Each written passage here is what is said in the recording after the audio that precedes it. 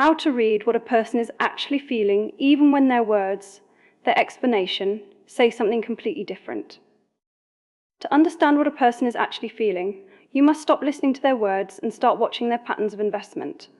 Words are easy to manipulate through wayset or social pressure, but behavioral patterns, the way they move through the green, yellow, and red light phases, reveal their true subconscious state.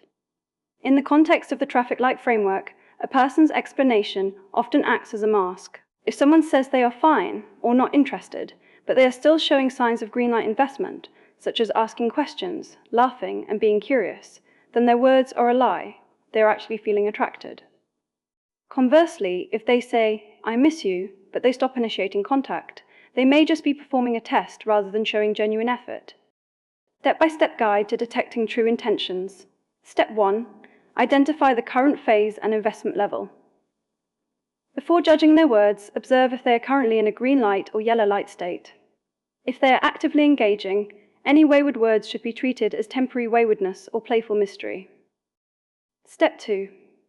Distinguish between tests and genuine effort. This is the most critical way to read a person. When someone sends a message, do not look at the content, look at the investment level. For example, if she sends a simple, "Hey," or a random meme, this is a test or low investment. She is checking if you are still there, even if her words imply she has nothing important to say. For example, if she says, "I've been thinking about us," this is genuine effort or high investment vulnerability.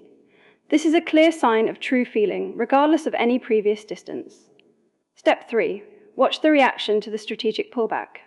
To see if someone truly values you, apply a small amount of distance. If they say they are busy, but immediately reach out when you pull back, which is the soft red light strategy, their true feeling is a high level of attachment. If they move into a hard red light or blackout phase and stay there, even when you give them space, then their words of needing space are a reflection of a genuine emotional withdrawal. The biggest mistake in emotional intelligence is trying to use logic to argue someone out of their wayward feelings. Most people try to fix a person's lack of interest by chasing them with words. If someone says, "I need space," or "I'm not sure about us," the instinct is to explain, argue, and provide more reasons why you should be together. This is a fatal error because it creates pressure, which pushes them further into the hard red light phase.